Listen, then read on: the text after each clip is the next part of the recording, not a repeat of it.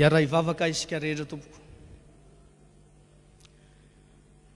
Misaotranao zahay ry Andriamanitra Rain Jesosy Kristy tomponay io, noho ny amelanao anay hiara-mivory eto amin'ity tobonao masina ity, noho ny ampaherezanao anay amin'ny alalan'ny teninao, ary amelomanao indray ny fanantenana ao anatin'ny fiangonana. Fa Andriamanitra velona ianao ary mandray atanana sy miahy ny fiangonanao. Misaotranao zahay amin'ny alalan'ireo fijoroana vavolombelona isan-karazany na vavaka na famakian-teny, entina teo anatrihanao ny fandimby teo, entinay anehoana ny etaetanay sy ny fisaoranay ary ny fifalianay ao anatrihanao zany. Raiso anitra kasitranao zany Jesosy Tompo. Indrindra mangataka aminao zahay ny amin'ny teny sy ny fampianarana rehetra zay ifandimby, toriana sy zaraina ary ampianarina eto amin'ity polipitra ity, dia ianao Jesosy Tompo no hiasa ao am-poniny tsirairay avy, ka tsy verina aminao foana ny teny raha tsy natanteraka zay efa nampandrahanao azy.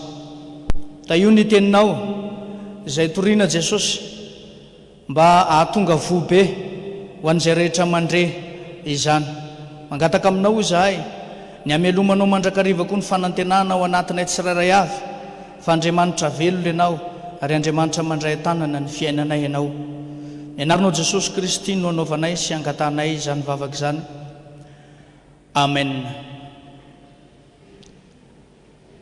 Faly miarabantsika rehetra ry havana, mahatratra ity isa-taonan'ny toby eto amin'ny FLM Ambobao, Toby Betesda Ambobao, isa-taona 430 izay diavintsika amin'ity taona 2024 ity. Manolotra fisaorana mialohan'ny torinan'ny tenin'Andriamanitra ho an'ireo ray aman-dreny izay mandrindra sy mandamina izao toby masina izao, ka manome anay anjara toriteny amin'ny ity atoandro ity. Misaotra mankasitraka tompoko, Andriamanitra ny fiadanana hitarika sy ampaherenareo mandrakariva ampandeh ny asan'i Jesosy eto amin'ity toby masina ity.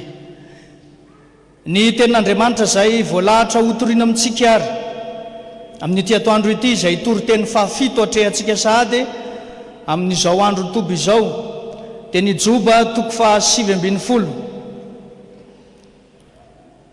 Joba 7:20, ny 5:20 sy ny 9:20.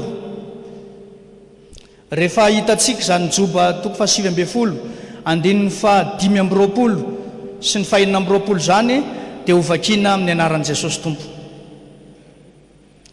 Kanefa raha izaho dia fantatro fa velona ny mpanavotra ahy, ka hitsangana any amin'ny parany eo ambonin'ny vovoka izy, ary rehefa levona ny hoditro izay simba izao sady afaka minofoko aho, dia ahita an'Andriamanitra. Ry ray masonao manamasinana ny fahamarinana, ny teninao ny fahamarinana. Amen.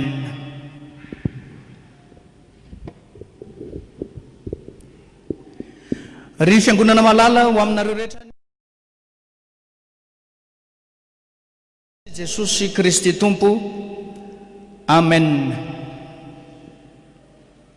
Boky tsisy vina amintsika raha ny bokin'ny Joba, tantara tena haitsika kristianina tsara, satria tantara manambara ny fizahatoetra ny amin'ilay lehilahy marina, ilay lehilahy izay tsy nanao ratsy teo anatrehan'Andriamanitra, tsy nanota, fa lehilahy marina sy mahitsy ary lehilahy natahotra an'Andriamanitra i Joba. Anisan'ny fampaherezana lehibe ho an'ny mpino maro, indrindra raha mandalo andro fahoriana ity bokin'ny Joba ity, no izy manomana antsika hiatrika fizahatoetra na fitsapana mety iseho rehetra, mba ivoatsika mpandresy amin'ny farany. Ny toko 720 manokana zay misy ny anjara hotoriana amintsika amin'ity atoandro ity dia andininy izay mampiseho ny fanantenany Joba. Mampiseho ny fanantenany Joba manoloana ny zavatra rehetra niseho teo amin'ny fiainany. Inona avy ny zavatra niseho teo amin'ny fiainany Joba? Fantatritsika fa amin'ny lehilahy marina sy nahitsy teo anatrehan'Andriamanitra zany dia tonga Satana teo anatrehan'Andriamanitra mba nangataka lalana hamely an Joba. Izany zavatra nataony Satana izany dia noferan'Andriamanitra, fa tsy navelan'Andriamanitra anatanteraka an'izay heveriny ho faratapony heriny Satana, fa voafetra satria Andriamanitra ny tompon'ny teny farany, Andriamanitra no tompon'ny zavatra rehetra. Ny zavatra niseho teo amin'ny fiainan'i Joba dia ringana sy foana ny fananany rehetra ary nesorina tsy eo aminy ny taranany, ary indrindra koa nasiana aretina mafy nameliny tenany. Ary izany rehetra zany rehefa mamaky an'ity bokin'ny Joba ity isika dia ambarany zany tantara ao amin'ny boky zany fa tsy mba nanome tsiny an'Andriamanitra i Joba, fa nanaiky izany fandaminan'ny tompo izany. Ny resantsika eto nefa dia hoe izay anjarany, izay anjarantsika eto dia hoe ny ampisehony Joba ny fanantenany. Fanantenana manao ahoana moa zany? Izao no ambaran'ny 520 sy ny 420 izay nivakiana tamintsika teo. Kanefa raha izaho dia fantatro fa velona ny mpanavitra ahy.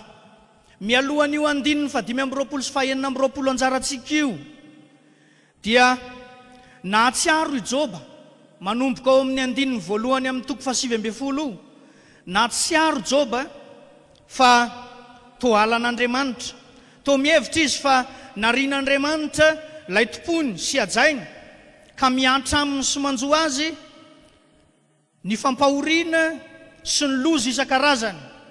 Hitantsika zany ao amin'ny 1 amin'ny toko 720. Ankoatra zany dia izay no heveriny no tombontsoa sy fiadanana nananany, indrindra fa mivoninahitra izay ireharehan'ny olona, dia no heveriny Joba koa fa nesorina taminy ihany koa izany, araka ny 7 amin'ny toko 720 izay anjarantsika ihany. Tsapany Joba ihany koa fa nandao sy nandositra azy ny havany akaiky izay tokony hitarainany sy ho nanampy azy raha sendra ny sarotra izy, ary ny mpiaramonina aminy nanilika azy. Ny sakaizany sy ireo namany tonga lasa mpandatsa sy mpandrabiraby sady nandositra azy ka dia ny mpanompony azy, ary na dia mpanompony Joba azy dia tsy nakatony teniny intsony.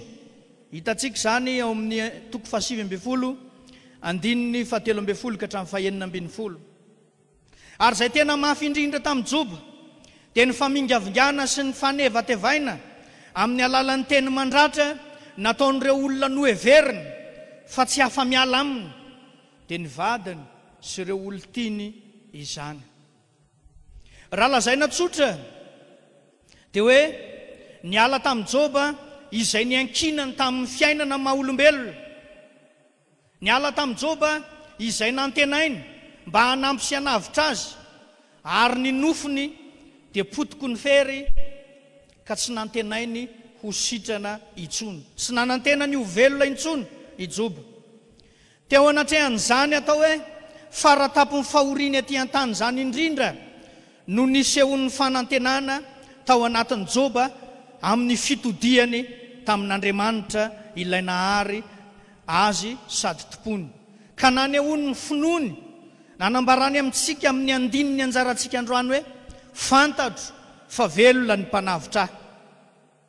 eo anatrehan'ireo namana miapanga azy dia ambarany Joba fa manana mpanavitra velona izy, dia Andriamanitra izany. Azony Joba antoka ny fahaveloman'ny Andriamanitra izay tompony.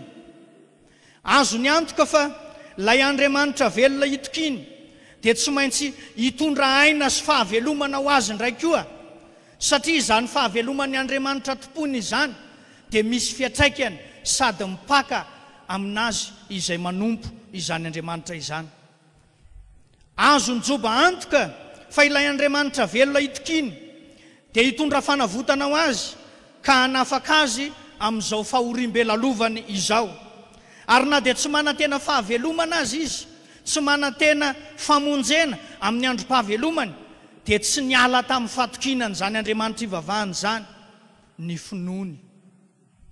Azony Joba antoka koa fa ilay Andriamanitra velona itokiny dia tsy maintsy mbola iaona amin'ny vantana ka ho hitan'ny masony izany. Io Andriamanitra velona izay nantenainy Joba hitondra fanavotana io no nanolotra sy nanatanteraka izany famonjena sy fanavotana izany tamin'ny alalan'i Jesosy Kristy zanany. Ny endriky ny fahoriana rehetra nianjady tamin'i Joba dia fantatsika fa efa nentin'i Jesosy Kristy sy niatra taminy teo amin'ny hazo fijaliana mba hatanteraka ny fanavotana sy ny famonjenantsika. Ny fanantenan'i Joba eto amin'ity perikopa-anjarantsika ity dia manamafy ny fanantenantsika eo amin'i Jesosy Kristy fa tena azo antoka ny fitsanganany tena maty noho ny fitsanganan'i Jesosy tamin'ny maty. Arak'izany dia tsy tahotra ho an'ny mino intsony ny fahafatesana noho ny fisian'ny fiainana sy ny fahavelomana izay atolotr'ilay Jesosy mpamonjy sy tompontsika. Tsy tahotra ho an'ny Joba ny fahafatesana ary tonga tsy tahotra ho an'ny mino an' Jesosy Kristy ihany koa. Ry kristianina malala izay mamonjy izao isa taonany toby eto Ambobao izao, isan'andro ny manodidina atsika dia miezaka mamono, mandevona ary mangady lavaka andevenana atsika mba ilazana atsika fa maty isika maha-kristianina atsika, mba entina ampanginana ny maha izy azy amin'ny mahazanak'Andriamanitra atsika. Ary akoatr'izany tsy ny afitsoko ny manodidina ihany fa raha ny zavatra ny lalovana sy ny sedraina tamin'ity taona ity dia toa betsaka ny mieritreritra fa efa andalam-pahafatesana ny kristianina, andalam-pahafatesana ny fiangonana, satria maro aza ny kristianina no efa lasa zatra tsy miditra am-piangonana vokatry ny fikatonan'ny fiangonana lava tao anatin'iny fotoana iny. Ny zava-dehibe izay ampitainy ity tenin'Andriamanitra eto ity nefa dia averina amintsika izay efa nambaran'i Joba teo: velona ny mpanavitra, velona ny mpanavitra anao. Jesosy no tondrona amin'izany. Jesosy ilay efa maty teo amin'ny hazo fijaliana, Jesosy ilay nandatsaka ny rany hamonjy ahy hamonjy anao, tsy manaiky ny andevenana anao amin'ny toetra mampombanyizao tontolo izao, fa manangana anao amin'ny maty ary manala anao ao amin'izany vovoko ny maty zany ka mamindra anao ao amin'ny fahavelomana izay maharitra mandrakizay. Tsy mampanantena antsika fahavelomana mandrakizay fotsiny ary ity teny izay omena anjara antsika ity, fa mamelona antsika sahady koa mba hijoro vavolombelona fa velona ny Andriamanitsika ka mijoro ho velona mandrakariva eo amin'ny toerana izay misy atsikasika, eo amin'ny sehatry ny asa, eo amin'ny sehatry ny fiarahamonina, amin'ny toerana rehetra izay misy atsika, na dia tsy ao anivon'ny fiangonana azy dia tokony iseho mandrakariva ny kristianina fa velona ny mpanavitra azy ary velona ihany koa izy. Manoloana ny fisedrana, manoloana ny fanozongozonana ny finoana ao an'i Jesosy Kristy, manoloana ny fahoriana, manoloana ny fampahoriana izay lalovanao isan'andro isan'andro dia aoka joro tsara tahaka ny Joba ny finoanao an' Jesosy Kristy. I Joba dia natokony Andriamanina. Ianao koa dia matokian Jesosy Tompo, ilay Andriamanitra tomponao. Fa ny fitsapana sy ny fizahan-toetra eo amin'ny fiainantsika dia mamelola ny fanantenanan Jesosy ilay Andriamanitsika, ary tsy izany ihany fa mitaiza sy mitantana antsika mandrakariva izany fitsapana sy fizahan-toetra izany, mba hivoaditsika ho mpandresy mandrakariva amin'ny alalan'ilay tiatsika dia Jesosy Kristy izay fikiritsika izany. Ry kristianina malala, tonga maro tsika amin'izao fotoana izao, mandre ny tenin'Andriamanitra eto, mandre ny toroteny sy ny fampianarana entina ilazana amintsika fa Andriamanitra dia mamelola antsika, manangana antsika amin'ny maty indray eo anatrehan'ny zava-misy izay iainantsika eto amin'ity firenena ity, manerana n'izao tontolo izao azy. Eo ny valana retina, eo ny olana ara-piaramonina, eo ny olana ara-pianakaviana, ary tsy vitsy ireo miatika olana ara-tokantrano azy. Marefo ny finoan'ny kristianina rehefa mijery ny fiainana tany, fa amin'ny alalan'ny fampitodian' izao tenin'Andriamanitra izao atsika hijery an' Jesosy indray no hananganan' Jesosy atsika koa mba hananatsika fahavelomana, tsy ho amin'ny mandrakizay fotsiny fa indrindra fahavelomana hijoroantsika koa vavolombelona amin'izay hitondrantsika ny anaran'i Kristy eto amin'ity zao tontolo izao, ahavelomantsika ity. Velona Jesosy Kristy Tompo, velona ilay mpanavitra anao, efa vitany ny famonjenanao, efa vitany zany fanavotana anao zany, zay anjaranao ary dia ny maneho ny fanantenanao sy ny finoanao fa manana anjara amin'izany koa ianao, ary zara izany famonjena efa vitan'i Kristy zany ho an'ny hafa. Ny masonao no efa nahita ny famonjena vitan'i Kristy, atrehinao zany amin'ny alalan'ny teny zazaraina aminao eto, atrehinao ny famonjena vitan'i Kristy amin'ny alalan'ny sakramenta koa izay mbola hozaraina aminao mandritra nyity andro ny toby ity. Fa indrindra izay zava-dehibe indrindra dia ny ahafahanao mandray feno sy tanteraka ny teny faneva izay omenantsika hoe izay maharesy dia tsy hamono ny anarany eo amin'ny boky ny fiainana tokoa aho. Efa sitraky Jesosy ny hanolotra an'izany ho aso anao, efa sitraky Jesosy ny hanome an'izany malalaka ary maimaim-poana ho aso anao. Tano mafy ary izay anananao mba tsy siaka ny satroboninahitra ao. Izany ten'Andriamanitra anjarantsika eto zany dia aoko ho fantatsika fa sady fameloman'i Jesosy indray ny fanantenana ao anatitsika, fa na dia mandalo aza ny fahoriana sy ny fahafatesana dia eo Andriamanitra manatrika atsika fa velona izy, ary zany fahavelomana zany dia mampanantenanao izy fa mitondra fahavelomana ao anao eto sy ankehitriny, ary indrindra ho mandrakizay ho anao izany fahavelomana hoentiny amin'ny alalan'i Jesosy Kristy izany. Izany no tenin'Andriamanitra atolotra atsika amin'ity atoandro ity, ho fampaherezana ary ho fampatsiahivana atsika indray ny asarobidin'ny famonjena sy ny fanavotana izay efa nentin'i Jesosy Kristy ho antsika, ary ilaina ny mampatsiaro izany mandrakariva mba hananantsika fatokina an' Jesosy izay efa namonjy atsika. Voninahitra ho an'Andriamanitra ray zanaka ary fanamasina izay efa azy hatramin'ny taloha indrindra ka ho mandrakizay.